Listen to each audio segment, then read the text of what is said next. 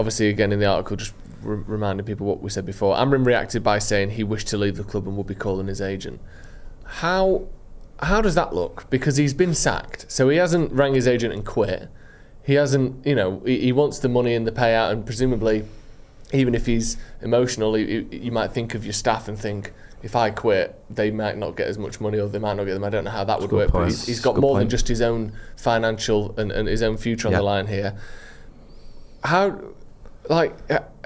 do you tell someone to sack you? I guess you go in a press conference 20 minutes later or whatever. It's pretty effective, isn't it, the way that you do it? Hello and welcome to Stretford Paddock. My name is Joe, that is Jay, and we are joined today by Mark Critchley from The Athletic.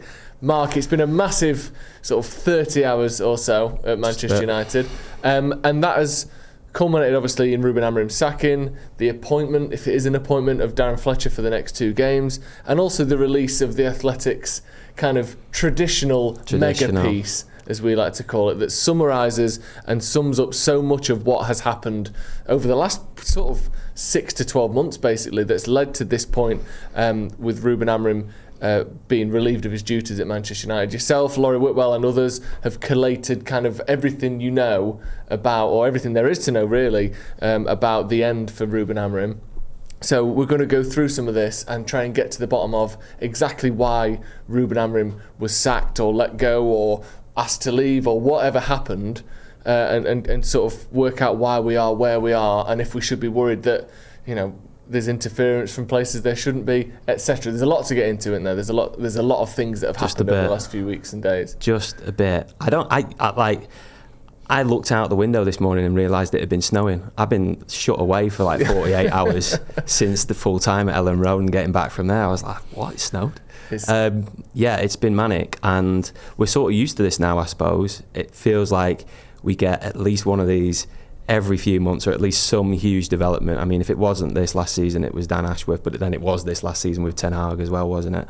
It's and the Athletic wrong read is now part of the tradition as well. So yeah, it's one of my favourite things to sort of pick through. We love it, don't we? We do love it. It's weird because it's like, obviously it's great, it's very informative, and we love reading it, but also it is infuriating and quite deflating and troubling, right, which we will get into. But you're reading it and you're going, oh, wow, and then you're like, really? Jesus, what is going on at my club? And we've had this a few times, going back to some pieces you've done, looking at, like some John Murter and what was going on there, and obviously more recently this one that we're going to get into now. It just seems like Manchester United are a club that doesn't seem to learn from our mistakes and still has this chaos that goes on. And obviously we don't look at other clubs as much or as sort of under the microscope like we do with United, but I just can't imagine there's many other clubs on the planet that are run the way Manchester United are run, certainly not with sort of the huge fan base and the money that's involved and everything else that goes behind a lot of these decisions. It just seems almost ridiculous. Yeah, I think we're used to it now. That you're right, there is that chaos. Sometimes people say, that's because the spotlight is greater than anywhere else. There's pressure not just on the players but on the people who are in positions inside the club to perform and to deliver results, because expectations are so high. And that's an element of it, but at the same time there's a certain incoherence about the way that the club is run, and I think that's been consistent over certainly the last decade. Maybe there's been improvements in it. I think it's certainly moved towards a model that other clubs who are successful use more so. So we've seen that under INEOS, but this is the third biggest big mistake that they've made in terms of what they can do operationally on the football side of things. First of all, making a hash of the Ten Hag decision, extending his contract, and then sacking him like less than 100 days later anyway. The Ashworth debacle as well. And now I think it's more of a conventional sort of mistake. We hired a manager, we thought he was good, turns out he's not, and we've got to let him go.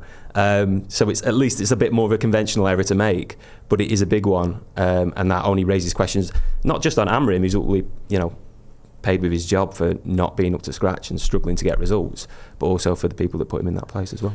Let's sort of work our way almost through this in reverse order a little bit. So let's get to the sort of 48 to 72 hours immediately preceding his sacking. So there'd been a lot of things bubbling underneath the surface, which we'll get into in terms of tactics and in terms of transfers. But what was the real spark here? We'd laid the fire, the tinder, all that stuff down in this preceding few months or few weeks. What was the thing that really kicked it off into, actually, I've got issues and you know what, you're done here?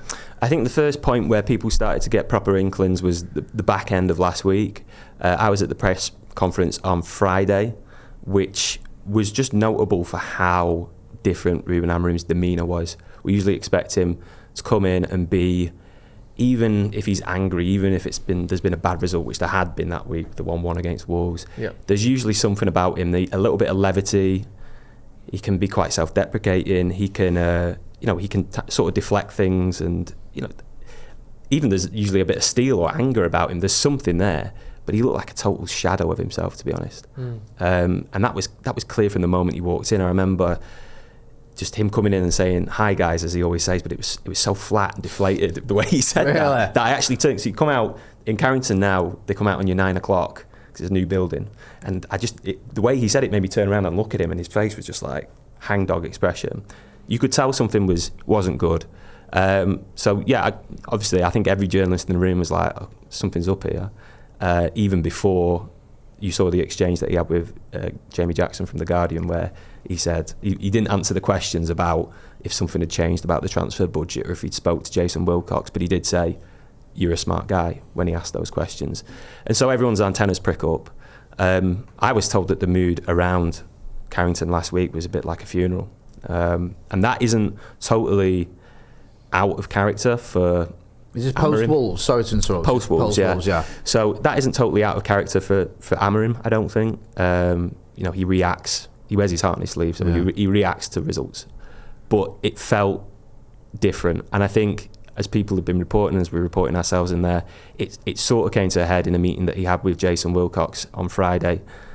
We described it as a heated meeting in the article, where I think tensions that have been building up over the past few weeks over...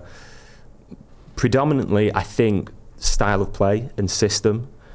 There's been directions from above that they wanted that to change, that they felt that after a year of pretty unspectacular results, that it was necessary to look at that. And now, given that the players are missing for AFCON, given that there are these injuries that they're dealing with as well, maybe now was the right time to do that. But we've also heard complaints about the transfer policy as well, and I think one feeds into the other, because if Amorim, as he was, is adamant that he wants to play his system, but he feels that he can't do that because he doesn't have the players to do that, then he wants to sign players who are able to do that. And I think that was part of this heated exchange with Wilcox on Friday, was basically saying, look, the players that we have right now, they don't trust me enough to play this system. They can't play this system. We need new players. Wilcox's message to him was, look, we can't just change a whole squad, so let's work together, let's build this over time. And Amorim has reacted not especially, well, he's not especially pleased about that. And he's essentially said that he wanted to leave the club, and he'd call his agent, as we report in the piece today. And so I think from that point, that's the tinderbox that you mentioned. That's that's where the spark and fuse was lit. And then he walked into the press conference, said what he said in the press conference. Then it was the Leeds game, and he said what he said after the Leeds game. And I think at that point on Sunday, it was clear that, we had a little conflab afterwards, a group of journalists in the room. You don't speak like that against your superiors and usually keep your job. It was Burnley. It's Burnley tomorrow. Meant he would have been speaking again today. He was so angry. If he'd still been in the job today, would he have just said exactly the same thing? Would he have? Yeah. I don't. It felt like things had properly come to a head, and the situation was quite untenable then. And so, yeah. And then yesterday morning, my colleague David Unstein did the exclusive that he'd lost his job, and that's where we are. Yeah, we saw your tweet first, actually, with I think you'd mentioned Ornstein in your tweet, because me and Joe were talking. Yeah. Okay. And then I saw your, because obviously we know each other, and I thought, I knew it wasn't a fake account. I just saw Ruben Amorim sat, and I was like, Joe, he's been sacked, and we just sort of came down to the studio straight away. Would have been good if I'd just accidentally published that too early. Yeah, or something. I was just it was quite stunning. There's a lot you've mentioned there about the meeting and obviously the transfers and all the rest of it. The club are saying the results. And that you know, it's not where we want to be, kind of thing, which we find a bit confusing, because the idea is like, we're kind of okay, the results haven't been great, but in terms of league position, we're not that far off where we probably expected or thought we'd be. Is this purely like, even if we would have won those games and Amorim still went about his business saying, I want these players, would it have carried on the same, or do you think those results were sort of, that was it? You know, you can mention the Wolves game, you can go back even further to some of the home games. I know we won against Newcastle, but Bournemouth was a tough one. Everton, of course, was a bad one as well. West Ham. I think it's an interesting counterfactual, isn't it? Something I thought about over the last 24 hours is if this blow up doesn't happen, it's almost the reverse of your question, sorry, but if this blow up doesn't happen, is he still in a job?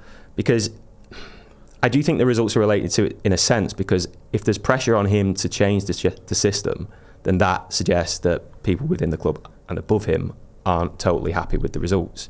So I do think the results are an element of it, but at the same time, does it happen as suddenly as it did yesterday if there isn't this clash of heads, metaphorically speaking?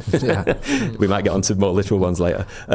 Metaphorically speaking, between Amorim and Wilcox, and this was, you know, we report in the piece, Sir Jim Ratcliffe, minority owner, he wanted Amorim to switch from the preferred back three to a back four, and so did Wilcox. So this was coming from the top to Amorim, and I feel that if he just accepts that, if he just plays a back four, maybe he's still in the job. But so results do inform it, because the results have to almost, you know, push those above him to suggest that this needs to change. But the results could have been the same, I think, and if that blow-up hadn't happened, maybe he's still in the job today. Because it didn't feel so drastic with the results, right? You're right about the Champions League thing. Everybody could look at that table, and I think you've had similar debates on this show, where maybe you're looking at it and saying, well, we're only 3 points off top four, and then Ronaldo is looking at it and saying, well, we're only 4 points off 14. Yeah, we do debate it a lot. Exactly. I mean, I think that line, Mark, sorry to insult, just the Ratcliffe one, is probably the most sort of amazing one. Yeah. About owner Jim Ratcliffe wanted to switch to back four, which again, he's got his entitled to his opinion, as we all are, and obviously his opinion carries a lot of weight, but the owner actually sort of trying to force a manager to make a tactical change.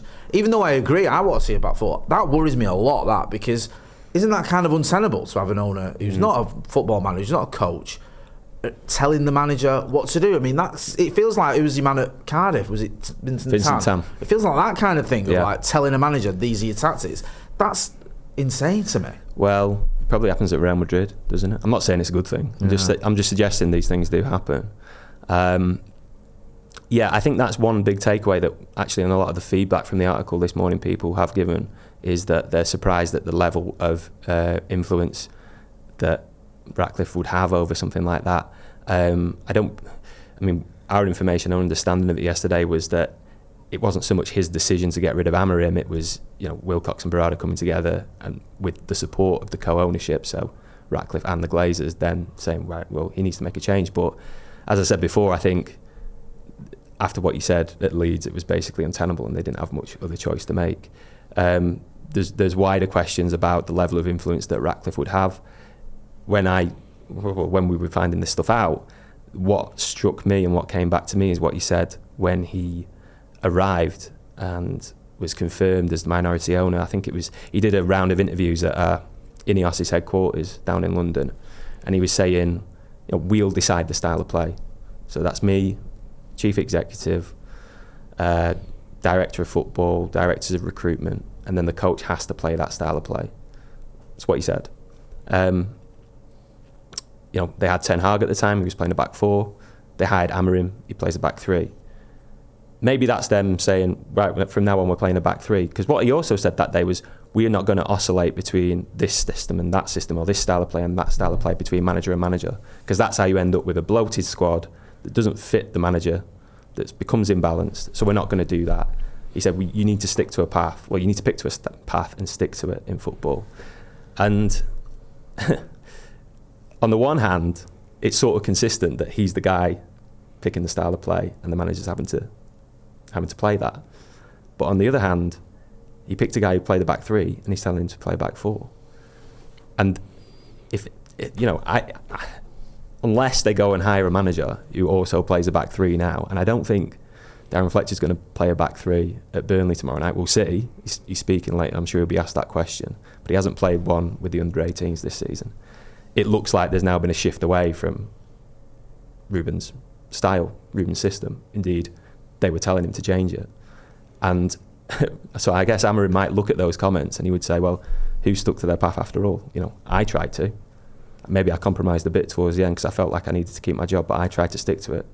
And those who said they would above me haven't. With the formation thing, and obviously, because I think that with every four at the back system, no one would question, and we say this all the time, but just to sort of have it out there, there are many different four at the back systems. The formations is one thing, but the style and the idea behind it are completely different. The way Klopp plays at Liverpool is nothing like the way Tony Pulis played at Stoke, even though they may both be a four at the back.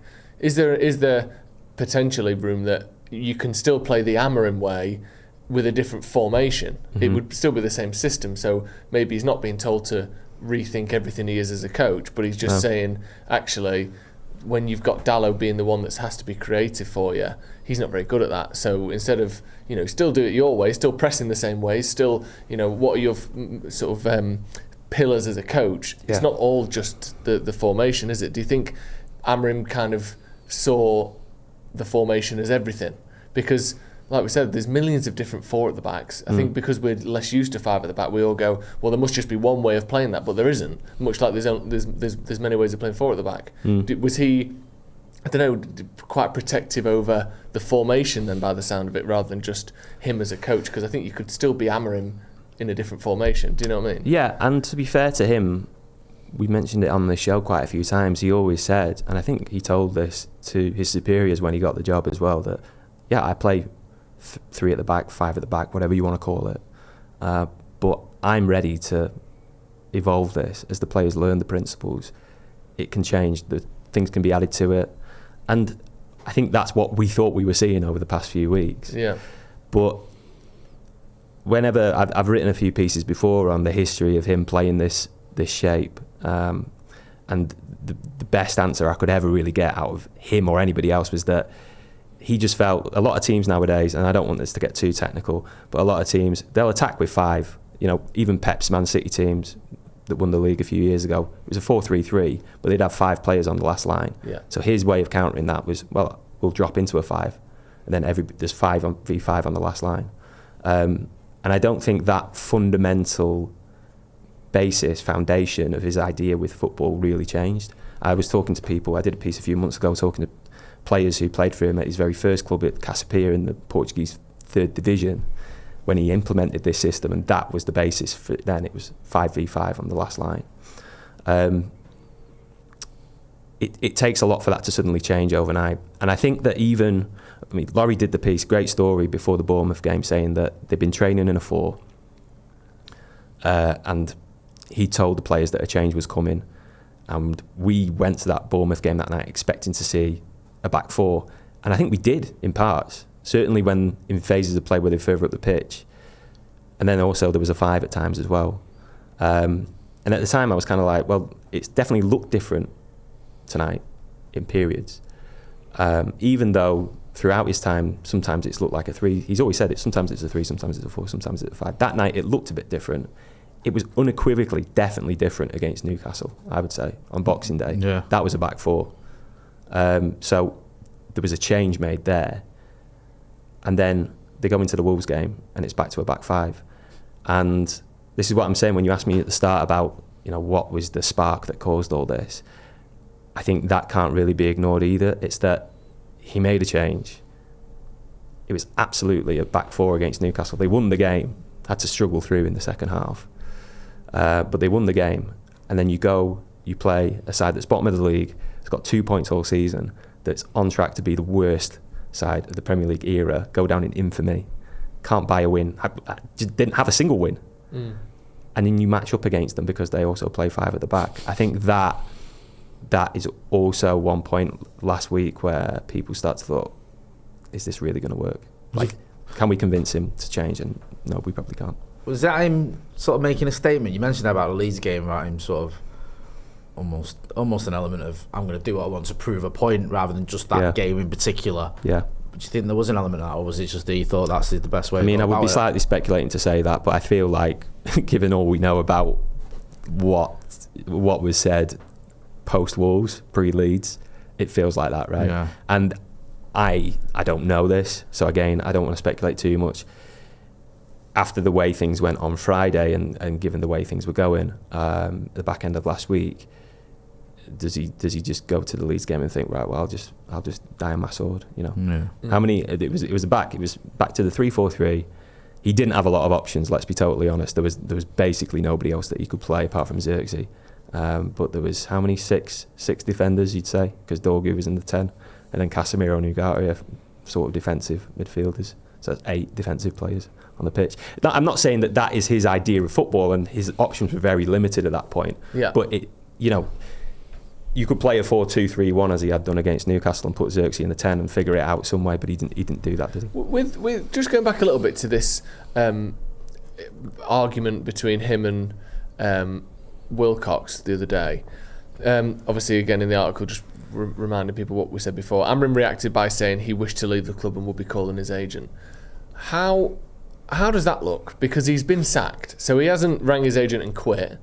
He hasn't, he wants the money and the payout, and presumably, even if he's emotional, you might think of your staff and think, if I quit, they might not get as much money, or they might not get them. I don't know how that would work, but he's got more than just his own financial and his own future on the line here. How do you tell someone to sack you? I guess you go in a press conference 20 minutes later or whatever. It's pretty effective, isn't it, the way that he did it? But do you think that's what he was trying to do then? Do you think the way he entered those press conferences was almost to confirm his sacking rather than having to quit himself, if it is true that he decided to leave during that meeting? I think there's also a line in there where he says that because he had his interview and the appointment process, that he had a one-on-one with Ratcliffe at that point, that he felt that in some ways he was almost Ratcliffe's appointment, and that perhaps gave him a bit more leverage than he actually in reality had. Right. So I can understand also from one perspective him, making that kind of ultimatum in private, saying, well, I want to leave, I'm going to call my agent, and then taking the stance that he did in a press conference, and maybe suspecting that the ultimate authority could side with him, or think we need to sort this out, let's get everybody together on the same page. Maybe. I'm saying that as somebody who was sat in the room and felt like, well, this is the end as soon as he said that, because it's very, very rare that you have a manager speak so directly. He did everything but name Jason Wilcox. He said the sports director, didn't he? And the head of scouting as well, Christopher Vivell, who there may have been tensions with as well, as we've reported. So maybe he felt he had a little bit more leverage there. Maybe he thought he could ride it out if he raised the stakes that high. I don't want to speculate too much, but yeah, maybe that's the strategy. But it clearly, if that was the intention, then it didn't work. It's just, you mentioned there about the sort of tension between him and Christopher Vivell. What's the reason behind that? Do we know why those two are not getting on? Yeah, I know we bought in a load of players in the summer, and we're not going to buy anyone in January. That was obviously a sticking point. But what's the actual? I think it was just it was tensions around the system. I think I think you saw Nathan Salt's piece in the Daily Mail over the weekend. No reason to think that wasn't accurate. And the transfer policy as well. I sort of mentioned it at the start. I think that is something that has more come to a head over the last few weeks. Although, as we report as well, there was certainly differences of opinion during the summer. And I don't want to stress those too much, because I think that there often is and can be differences of opinion between a manager and a recruitment department over which targets they want. Happened at the most successful clubs in the country over the last few years. Klopp, it was a big thing with Klopp at Liverpool, right? So it can happen, and teams can succeed. But I think, firstly, I think Amorim would have preferred Ollie Watkins rather than Benjamin Sesko if in an ideal world. Certainly, the goalkeeper situation.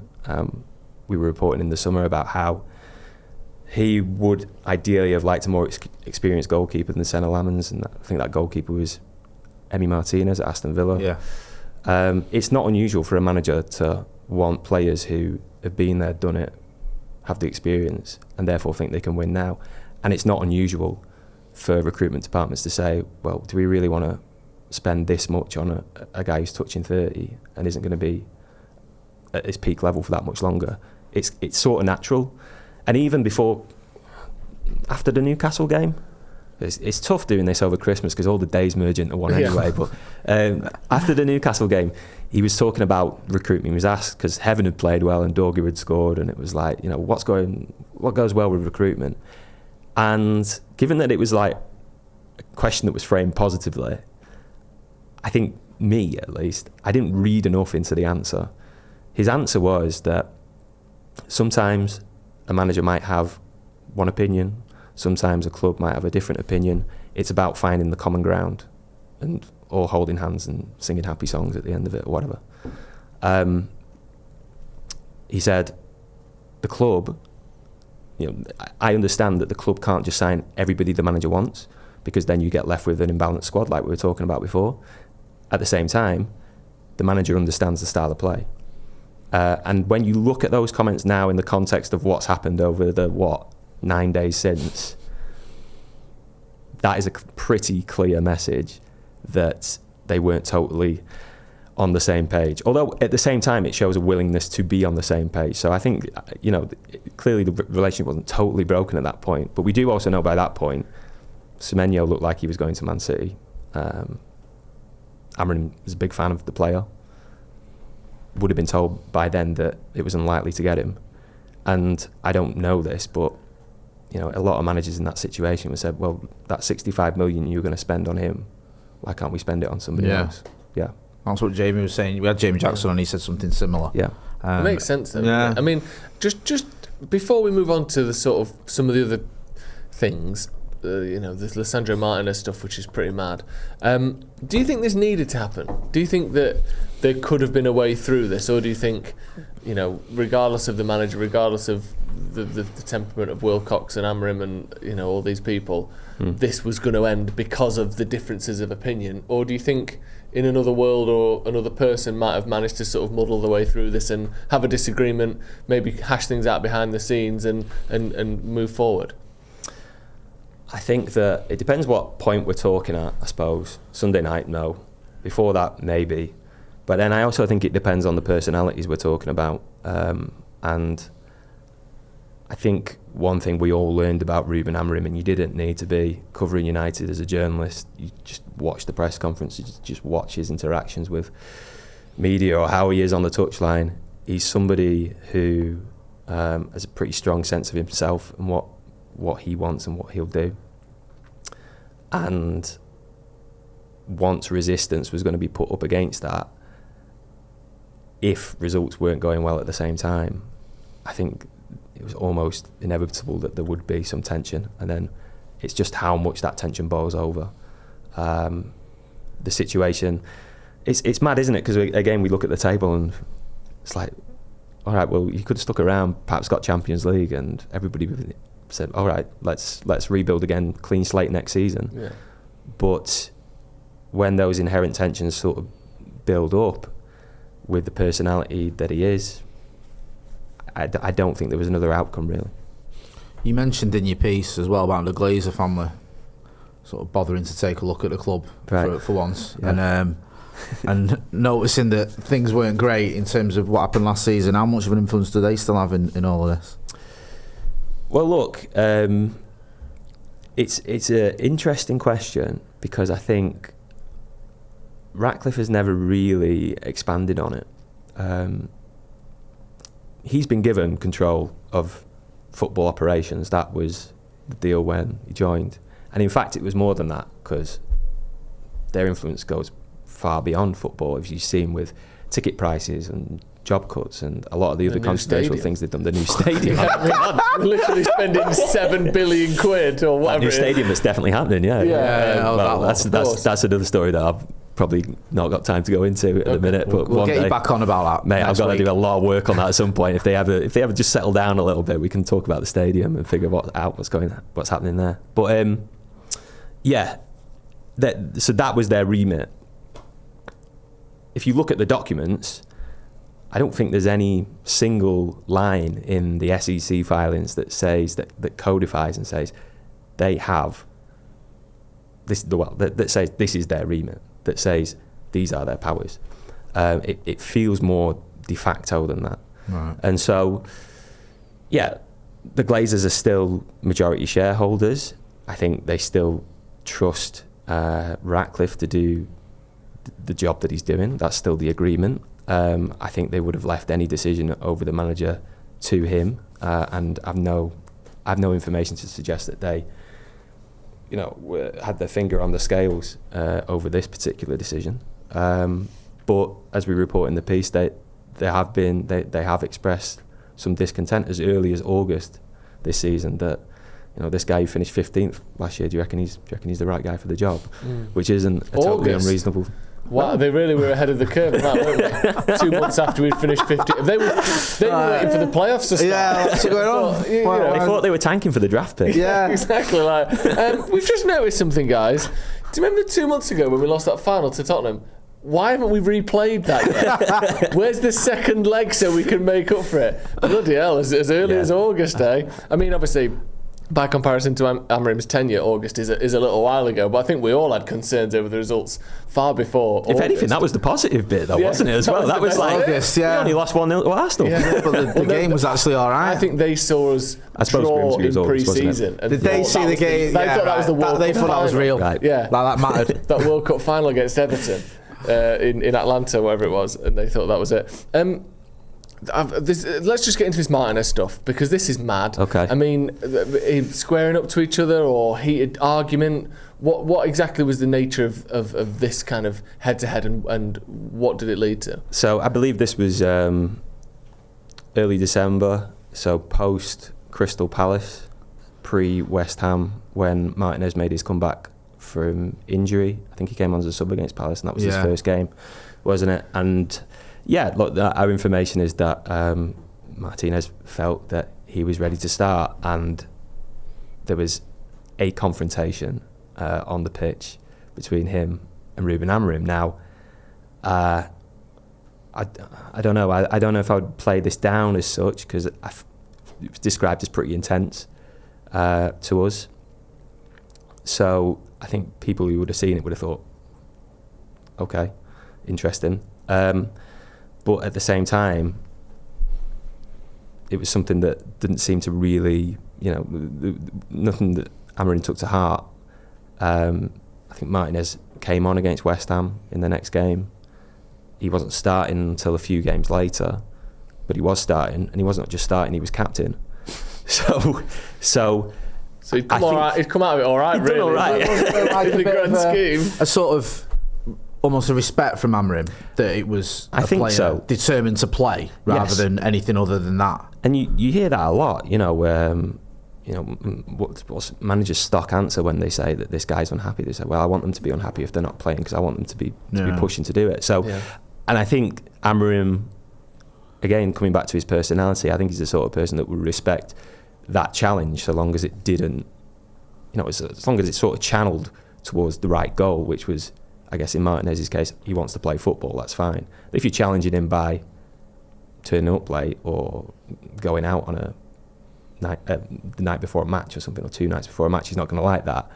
But if you're, in his face saying I should be playing, then there's a level of respect there. But the moment itself, it sounded like quite an intense altercation, I suppose, on the training ground between the two of them. It's mad, isn't it? Like the level of tolerance behind the scenes before something is, has to be done compared to the level of public tolerance. It's so different, isn't it? Because that if that happens on the touchline at Old Trafford after a game and I don't know if they squared up to each other, whatever. It's a clear, heated argument. That is all over the newspapers. It's, what they have to do. They maybe even have to suspend him to save face publicly. But if you do it behind the scenes, it's something that we find out a number of weeks later. And by the sound of it, didn't. I'm trying to remember what happened with their relationship with Balotelli and Mancini that time. I'm not saying this incident was like that. Was that the pre-season friendly when they there was one in training where somebody had got a photograph of it, and one of them had each other in a headlock. I should be able to remember this better than I do. Were you not doing like local radio? I was, and you know what happened with Mancini and Balotelli? He got proper fed up of all the questions. I remember because I used to cover those pressers, and he was like, it was back when he was in the prefab, in the little porter cabin. Yes.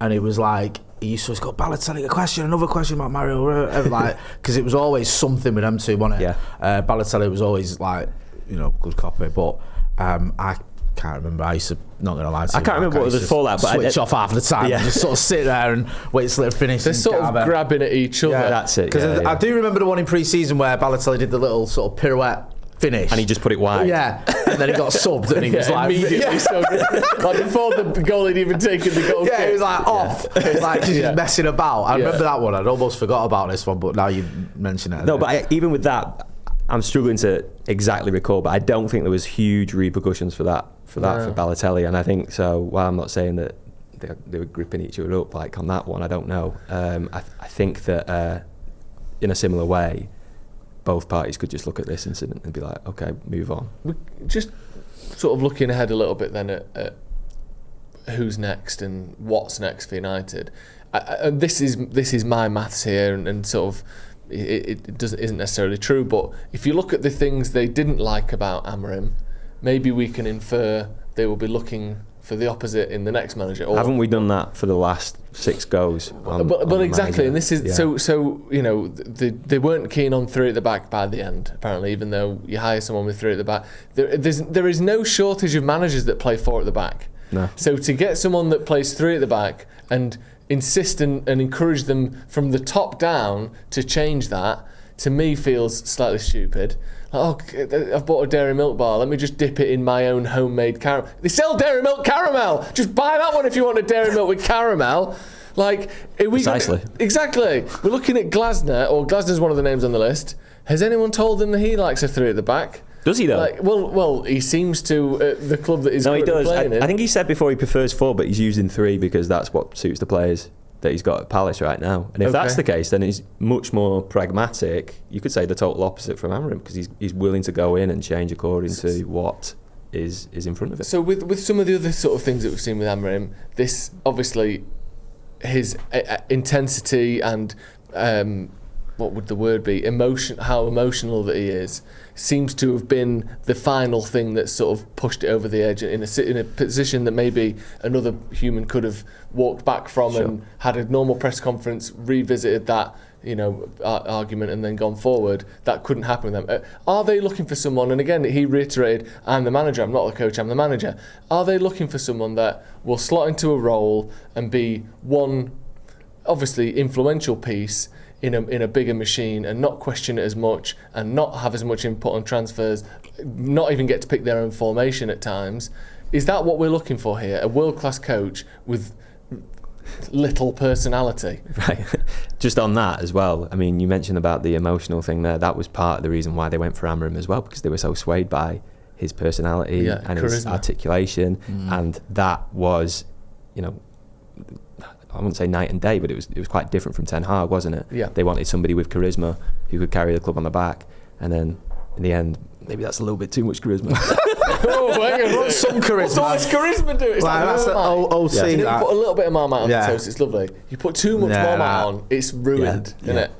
I think that went the same with the fans though. A lot of fans, as fans, maybe gave Amorim a bit more leeway because of how he was in press conference, because of how charismatic he was. You thought, okay, he carries himself well, I get what he's trying to do here. And it's easier to buy into that when someone articulates it so well and has that air about them of a bit of confidence, a bit of charisma, where Ten Hag didn't have much of that. He was obviously a very good coach. I know he didn't work out in the end, but he didn't come across as well in press conferences as Amorim did, and you can bind him a lot easier when you've got someone who's quite suave and charismatic, telling you what they're trying to do. One of the mad things about yesterday, I thought, was how much people were like, what, he's got like a 38% win percentage.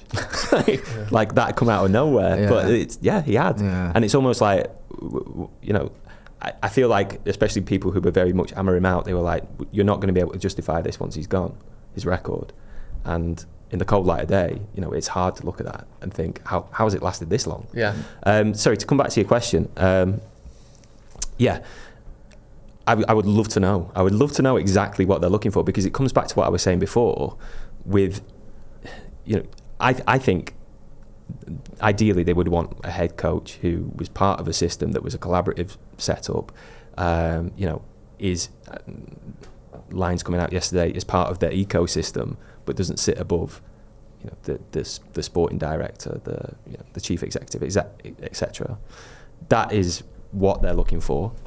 But what I struggle with then is that would have been what they were looking for when they appointed Amorim, and yet he came in and played the back three, and that contradicted everything that Ratcliffe had said about them setting on the style of play and that being imposed on the manager.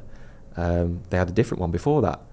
Maybe they were choosing the back three, but I don't think they're choosing the back three anymore. There's just some inconsistencies there. I think that as it stands, and this is still developing and it's still very fluid because we're only 24 hours out from the axe falling, I think they're going to wait until summer before we see a permanent, and maybe that is them taking some stock, taking some time to figure out exactly what they want, the type of personality, the parameters that they'll be within that job. I think they should have done that last time. I did say they should have done that last time. I'm not just saying this after the fact. This is one of the things I'm not just being Captain Hindsight on. But, you know, bringing him in mid-season is part of this as well, wasn't it? It's part of the reason why when we mentioned that record and that win percentage, well, a lot of that is from last season when they were sort of tanking the Premier League in order for the Europa League run. And that has coloured the perception of what's happened this season, which has been a little better, if not quite up to the standard that people still expected. I think they've recognised that maybe the wise thing to do, given that last season was almost a write-off because of the mess they made the Ten Hag situation, was to do what they're doing now, get an interim in, and then assess the manager market in the summer when I think there will be a lot more obvious candidates to take the job full-time and permanently. You mentioned in your article as well, Ole Gunnar Solskjaer under consideration. It's been a hot talking point this morning. Right. Everyone's sort of, a lot of people are for it, some aren't. Some are like, we're going backwards. How realistic a consideration do you think that is? Do you think that's something that the board could be up for? I think at this stage it's something that is being considered, as we say. And so, you know, I think the path at the minute, and again, I think this can change because I really do think it's very early. And really maybe even only today these discussions are starting to be had.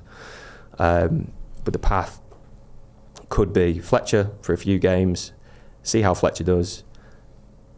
Perhaps then an interim comes in until the end of the season, and the names that are around that at the moment, they all fit into one category, which is, have you played for United in the last 20 years? And have you got any experience of management? So yeah, it's Ollie, Michael Carrick. I've seen other names around as well. I need to do a bit more digging on those. So, and then that would tide you over until the end of the season when you've not only got people like Glasner, as we've mentioned, but I think Iraiola's contract's up then. Marco Silva's contract's up then. So if you're going for the more Premier League proven thing, I know you're not looking excited. For a freebie, I mean, it's not quite as good, but it's free. But this is the sort of thing that Dan Ashworth was saying last time, and now everyone thinks Dan Ashworth, you know, maybe you had something. This is it. Hey, just to make that point. But then also, the thing about the summer is you've got the World Cup. There's a lot of, you know, internationally renowned, high-profile managers who are at the World Cup. I think some of them, Ruben even name dropped some of them in his press conference in what was his final press conference. Too cool. So you've got a lot of managers there. That wouldn't be ideal because they could be engaged with stuff until mid-July, and that United will probably be on pre-season tours by that point. Yeah. But they've done it before, haven't they, with Van Gaal? If it's the right guy, maybe it's the right choice, and that's the compromise. So I feel like that's the state of play at the moment. Mad, isn't it? I mean, like I it's said, mad. the World Cup thing. And if by the sounds of it, this new person is expected to have, less and less overall oversight over the whole club compared to pretty much every manager before them, them coming in a bit later might not be such a big deal as it would have been. If we expect that the style of play, even if the formation changes, as we said before, if the style of play is similar, and I think people get so focused on the number of defenders on the pitch, but United's biggest problem was we attacked really well and too much and didn't defend very well. That's true. I don't think we were a team that was overly defensive. Generally speaking, under Amorim, I think we were a team that, if anything, was gung-ho the other way and did too much attacking and not enough defending. So with a lot of defenders on the pitch at the same time. But it says it all, doesn't it? How many clean sheets did we have? Yeah, 2 this season. In 20 games or whatever it is this season, or 21 games. So ridiculous. I think you can very much get a manager that fits in with the ethos and style that United have, hopefully, without completely shifting it 180, because we can't do a Solskjaer, a Mourinho to Solskjaer switch again, or a Van Gaal to Mourinho switch, or a Solskjaer to Ten Hag switch. I think Amorim pressed well. If you look at the pressing numbers, we are a pressing team now, where we certainly weren't in under previous managers completely. We are a team that attacks pretty well and scores more goals and has the ball further up the pitch more often. So I think you could get a manager in that ticks those boxes. Is there any concern over? I mean, we've had it bad both ways, haven't we? So you've had your Ragnick types who came in as an interim, but basically you can toss it off because they're not a real manager, so who cares? and maybe that's where a club legend would make a bit more sense, rather than this sort of, half in, half out. Yeah, exactly, that we had with Ralph Ragnick. And then the alternative, obviously, is Amorim, who comes in as your proper manager, but he's trying to change everything halfway through a season. They must be really second guessing themselves at this point. Is there an indication from INEOS and from that side of things that they know they've messed up a little bit and that they've got to kind of turn things around? Do they know they've messed up and get the next one right? Look, clearly they need to get the next one right. Yeah. And like I said, I think by taking a different approach to the one they took with Amorim, if that is going to be what happens, then there has to be, I think, some recognition there that maybe that was the wrong course of action to take by bringing him in mid-season. He didn't want to do it himself, did he? He said it. And so maybe there's some recognition there. I think at the same time, we mentioned it in the article that Wilcox held a meeting with the players yesterday after basically to break the news to him, and was saying, didn't see how this had escalated so quickly over the last 48 hours. Now, as we're saying, I think the seeds of it go back a little bit longer than that. But, that would suggest to me that they're also looking at this and saying, where's this come from? Did we do anything wrong here? I don't know. We just tried to support the manager said this was wrong, he said that was wrong. We said we'll try and help him, and then he blew up and it's over. So maybe that suggests that there's not lots of self-reflection there. Great. I don't know. I think your point on the style, though. No, but I do think it's more, if they are taking a different approach to getting a manager in mid-season, then that is significant, and that is a material difference and a material change. So I'm trying to give them the good grace of thinking that they've looked at this situation and thought, well, maybe we didn't get that right. You'd hope there'd be some self-reflection. I mean, you mentioned it earlier, like 3 massive mistakes.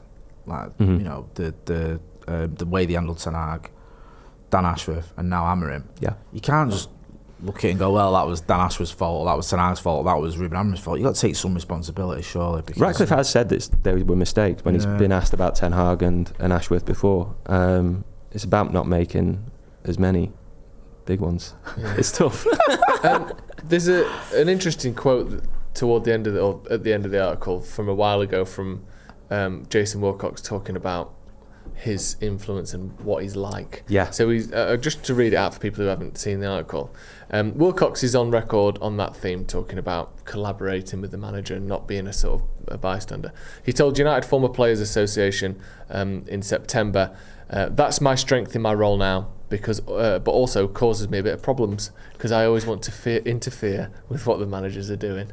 I mean, could you argue that tendency to interfere has caused him the ultimate problem of losing the first manager he's signed as Manchester United sporting director? I mean, there's perhaps a connection there, isn't there? There seems to be some level of breadcrumb going on between the two. Yeah, but again, I think, as the article says, I don't know if this has solely come from Wilcox. I think it's come from other places as well above Wilcox, and so yeah, that's not an ideal quote. I think when he was speaking, that was at a former players' dinner. Yes, the United Former Players Association. Yeah, I don't know if it was a dinner, but that's who was speaking. I think it was. It was back in September, I believe, and it was almost like he was speaking quite candidly, because I don't think he realised that it would be released publicly. I think, and I can't remember exactly how it got out. Had a few beers, chatting to the lads. Don't worry about it. It was an on-stage thing, and look, I don't know. I can't remember the exact details of how that came out, but but that is, in that sense, an interesting insight into what he might say if he wasn't doing an interview on MUTV as he was a couple of weeks ago. Right? Yeah, we need to see something from him, I think, because if they want, and I was thinking before, I'm sort of going on a little tangent here, but I was thinking before about all these clubs with these great structures, and that they get it right, and the manager's just a piece, and they can come in and go, and you look at those teams, but most of those teams, once they stumble or recruit or kind of manufacture a way to get a top manager, they do stay there, and they do have increasing power over time. Yes. Like Man City, we always talk about Mancini, Pellegrini. They were very much plug and play pieces that won the league, with the same team, and then Pep came in. But Pep now doesn't have the same level of control that Pellegrini had. Pep is Man City now. You look at Klopp at Liverpool, they had this good system, and he was getting players bought for him. And like we said, I know there was a certain level of continued discomfort over transfers and stuff, but Klopp by the end had far more control than Brendan Rodgers did under a similar system. So Arteta's the best one. Arteta's a perfect Arsenal, because was it him and Edu didn't see eye to eye, and then Edu's gone. Same with Klopp. Edwards left, and now he's back. Yeah. So at some point, I think, because I defend Amorim quite a lot, but I do think he needed to realise, if you back this up, and if you're here for 2, 3, 4 years, playing good football, being adaptable, winning games, eventually, let's be honest, you probably will have a bit of an elbow power over Jason Wilcox if you need it. If you're here for 7, 8, 9 years because you've been that good, like we see at Atletico with Simeone, or Pep at City, or Klopp at Liverpool, if you're here for a long time, you will be the main man. You will grow into that manager role. And I think we did need to see a bit of that. And I don't want to, generally speaking, we all have mates who, when one thing goes wrong on the night out, they storm off home. And you dickheads, you always do this. And then you're getting an apology text the next day. And I didn't like that side of Amorim, that he would come out and threaten to quit, or I won't be here, or quit in front of Jason. Well, I'm ringing my agent, that's it. And how many times has he done that behind the scenes? We've seen him do it publicly twice. Yeah. This is the worst team anyone's ever had. After the Grimsby game, the players showed you what they wanted today. I think that you need someone who, I think that could have worked, but you have to maybe a bit more of a politician at times, just being a little bit more. And how difficult is it to constantly handle someone that, when they don't get what they want, basically seem to throw their toys out the pram a bit? I'm not trying to turn on Amorim. I wouldn't have sacked him. I would have tried not to sack him. Yeah. And I would have given him, even after he said what he said on Sunday. Do you think? I think I would have had one last, what the fuck was that? Like, what would as in, there can be no more of that. Right. We'll come to a solution. Yeah. We're going to have a chat, and if he storms out and it's a game over, fair enough. But in an ideal world, I would have given him this season, because I think not even a full season is mad. But it is frustrating when you hear that he's storming off and threatening to quit, and I just think be a little bit more diplomatic. Especially with the result, like, you can get away with it a little bit. If we were sat in second, right, or third even, you'd probably go, it's worth stomaching this behaviour.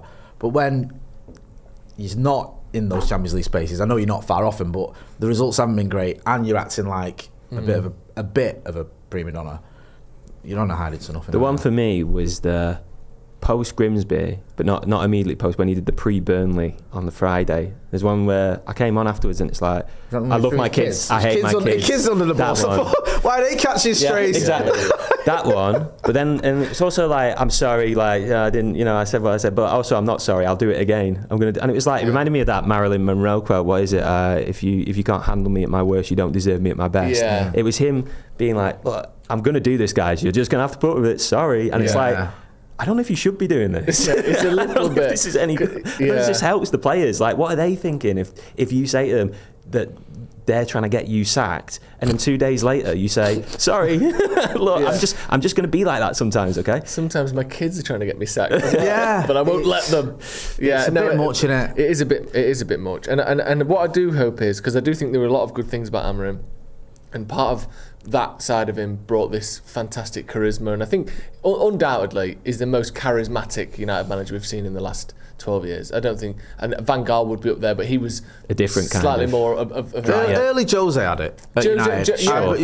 That first season at United, I know he lost the plot. That's what I mean. Yeah, he was but there was a time when Jose was like, I think with Jose it was like you were always comparing him to the Jose before, and then he just looked a little bit more bedraggled and tired. But he wasn't 2005 Jose. No, he wasn't. But I remember he still had a bit. But then he went turbo off the rails. Yeah, for the last 18 months, like, he was only good for about 3 months, and then he looked truly miserable for the rest of it. I will never forget his Conte thing in the press conference where, did you say, I think it was actually like 5 or 6 years ago yesterday, when he basically accused Conte of match fixing, but only after giving this really long-winded answer that I think Conte had a go at him. He called him, he said he had dementia senile, which is Italian for senile dementia. Yeah.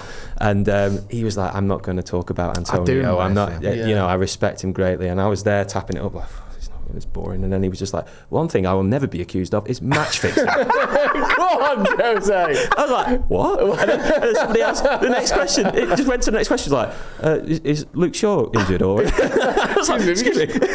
My overriding memory of Jose's press conferences, there's one way he took him at me for being bored, but the other one was where we'd lost to Hull, and he said it didn't count as a defeat because their second goal was offside. Right. So he said we're still 9 games unbeaten. And I think it was Ducker asked him a question. He went, the game against Hull, which you say you drew, others may argue you lost. What are we doing here? We lost it. Like, that's great from Ducker. Yeah, it's kind it of was like the way he worded it. I was like, some people think you lost that game, including, quite crucially, the Premier League. Yeah, I mean, it was mad. So what I hope though is that we don't go from, we can't have someone who's got a personality. We can't, because what came with that as well was getting rid of Sancho, getting rid of Rashford, getting rid of Garnacho, not standing for a lot of the things that have been allowed to build over the last decade, where realistically the manager's going to be gone soon, so we can do what we want. I'm glad that I feel as though this team works harder, doesn't get bullied, doesn't get sort of outran and outfought in games anymore, and it did for so long. I hope we don't now get someone who's sort of, I'm so happy to be here. Thank you, Mr. Wilcox. United need a manager that's similar to Amorim, but different enough to be successful. On that point, just to follow up on what Joe's saying there, you mentioned in the piece about David Gill, who'd almost forgot about, who's obviously still on the board, and he'd questioned a little bit of the whole bomb squad thing. What was the feelings from him towards that? I think the questioning of it was based around, you want to get rid of these players. If you want to get rid of these players, is the best thing to do in that situation to tell the whole market and the whole world that you want to get rid of these players, because if you make it clear that Alejandro Garnacho does not have a future at Manchester United anymore, then you also make clear that Manchester United need to sell Alejandro Garnacho immediately, and that drives the price down. And I think there's a line in there about how some people estimated that United lost out on maybe 15 million. I think it was 40 that he went to Chelsea for in the end. Yeah. And I remember at the time, people were saying, it's the most we've ever sold an academy talent for, and it's PSR profit or whatever. Still 15 million that you've left on the table just because you support the manager. Well, and that's the key point actually. That United falling in behind Amorim on that and saying, you want to get rid of Rashford? Okay, yeah, we can do that. You want to get rid of Garnacho? You want to let these lads train alone and depreciate their value essentially? We'll let you do that. We'll back you to do that. That to me is more of him being a manager than a head coach. You know, to use to use a dichotomy that he was presenting at Ellen Road the other night, he sat in on meetings, of these sorts of meetings with very important people who are on executive boards at the club. He was brought in as an important figure within the club and supported in that way, in a lot of ways. But that clearly had started to erode and change over the last couple of months, and I can understand the David Gill's point where he's questioning the wisdom of that, because it is it's a compromise that you make by saying we need to get rid of these players. People aren't going to spend that much money on them. When did even? I think Garnacho left. Wasn't it really late August as well? Yeah, it was on. It was on the first bit of pre-season, wasn't it? Yeah. So that's people taking it all the way to the deadline in order to drive the price down, because they know you need to sell, and you'll have a hard deadline, and you won't be able to take. You'll have to accept whatever they're offering in the end. Of all the things that went on with Amorim, I don't actually mind the fact that he moved on certain players that needed. I think we needed a bit of that. That's probably, if you're going to look for positives, there's not many. Let's be brutally honest. But I think we needed a manager who's just going to go, right, look, this needs to shift. And this is someone who loved Marcus Rashford, but it just wasn't happening for him at United anymore. Sancho never happened. Garnacho was obviously massive issues there as well. Wasn't the player we hoped he would be. So I get it. And Anthony was a disastrous signing. So I do understand it. And I think that's one of the few things where despite having a lot of criticism of Amorim, I don't actually mind that as much. I get the club are probably annoyed that he did it in such a brutal way that it's like, these have got no future in this club as long as I'm here. It was obvious, unless you're Tyrone Malacia, who kind of sort of survived. Back. Yeah. I always thought he was... But it was a bit bad, that one, because he didn't really do anything wrong other than getting injured. Maybe going to his own doctor when the club wanted him to see their own, see their doctor, sorry. But, I think that might have been one of his better moves in just moving on players that needed to get moved on. Yeah. No, I think a lot of people would agree with that. I just think that it also shows that he did have that support, and he did. It wasn't like the board were saying, no, absolutely not. And indeed, even at the end, if he's saying, I need different players, they're saying, well, we're willing to work with you on that, but it's just going to take a bit of time. We can't do it in January window, and they seem to have a problem with that. It's certainly going to take time, isn't it? That is the one thing we're all realising as Man United fans. This is going to take time, because what are we, 12 years in, or about to be 12 years in, to trying to get back to where we were. And this is another, I suppose, I was going to say it's another wasted season and a write-off, and it isn't, but it does feel like things are on hold again until the next permit comes in. Well, I hope the difference from, one of the reasons I'm saying about hiring a manager that obviously isn't the same and plays a different formation or whatever, but has, hopefully to Ratcliffe's own point, has a similar set of ideals as a coach and a similar set of instructions, even if they're obviously different, is that we don't have to go like that before we start going like that. Maybe we can be as good, if not better, than we've been this season for once, rather than the new coach comes in like Rangnick did, and again, it wasn't permanent, but he had a large chunk of that season, and then Amorim did halfway through the season and get worse. Maybe we don't have to get worse. Maybe we've got some things in place where we'll get better. This season could be an FA Cup win and a 4th place finish. Could be one of the best seasons we've had in 12 years. Yeah. I don't think we should rule that out, and hopefully, I'm sure that they aren't. But the aim for me for the rest of this season should be, let's make it better than it would have been under Amorim, not worse. That's at minimum. Surely you sack someone because they're not good enough. Let's not get worse afterwards, like we've done the last 2 times. And we're not sort of, like you mentioned earlier, we're not a million miles away from kind of where we thought we would be. I mean, we're still in contention for a Champions League spot. Yes, it's been a difficult few weeks, and we've got a lot of players missing, but you've also got a lot of players coming back over the next few weeks. You're going to get the lads from the AFCON back. You're hopefully going to get Bruno Fernandes and Mason Mount back sooner rather than later as well. Kobbie Mainoo back is sort of, if he's back as well, that's another player that can help. I think help us. The frustration had been that I looked at this the other day. I can't remember if it's still true, but certainly after the Wolves game, if they'd beaten Wolves, if they'd beaten Bournemouth, if they'd beaten West Ham, and if they'd beaten Everton, 4 games where they dropped points and pretty strong reactions to disappointing results. If they won those games, I think they're second, and it's like And it's not that, when people say that, usually you dismiss it, but it's not that ridiculous. Beating 10 men Everton at home. Yeah. Come on. Beating a Bournemouth team you scored 4 goals against. Yeah. Beating the worst team in Premier League history.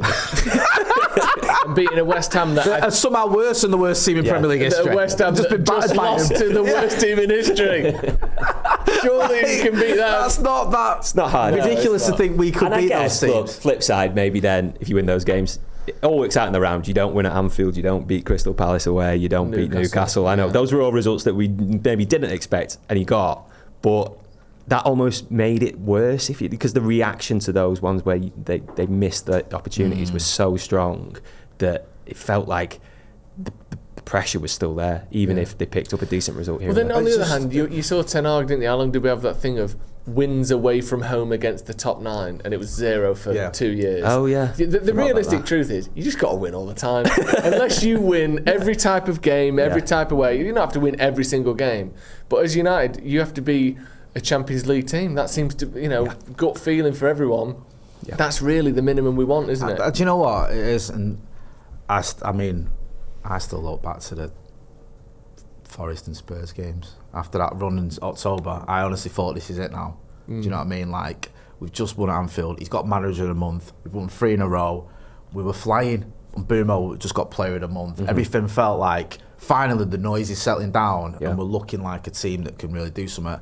And those games against, we were 1-0 up with 5 minutes ago against Spurs. We were 1-0 up against Forest. And I know we sort of rallied to come back from being behind. But it's just, that was a bit of momentum we lost. Tottenham game is bad, isn't it? Yeah. I think in retrospect, because it's Tottenham, you think, you're away at Tottenham, a point's decent. Especially when we went that 10 men when Sesko went off. Yeah, but in the context of that game, given how poor Tottenham are this season as well, I think they had to win that one, didn't they? And not getting it over the line when they were 1-0 up. What was it, 10 minutes ago? I think it was 85th minute. I think. Yeah, and they got 2 goals in like 4 minutes, and then we got one. Rough. And it felt better because of the equaliser, but really, come on. It's just never quite got going, did it? No cigar, unfortunately. Thank you very much, Mark. No problem, pleasure. For coming on. It's been a pleasure going through that article, learning loads about what's actually gone on here, because as always with these things, there's more going on behind the scenes than we ever see. So thank you for giving us that insight, yourself and Lauren and everyone else who worked on that article as well. Jay, as always, big thanks to Mark as well. There's a link in the description, obviously, and a pinned comment. Go and check that article out. We'll put the link Great read, in the even if it is slightly infuriating. We aim to infuriate. We aim to inform and infuriate. The Athletic, we aim to infuriate. People are going to have a go now. We'll get you on again soon, or whenever you're ready to infuriate us about the stadium. We want to hear that's my next job. The latest on that. Thank you everyone for joining us at home as well. Hit subscribe to the channel if you haven't already, and also go and check out the merch. Jay's got a piece on there. There's loads of different stuff: t-shirts, jumpers, hoodies, everything you can imagine. So the link to that is in the description, alongside all the links to Mark and The Athletic, and we'll see you in a bit.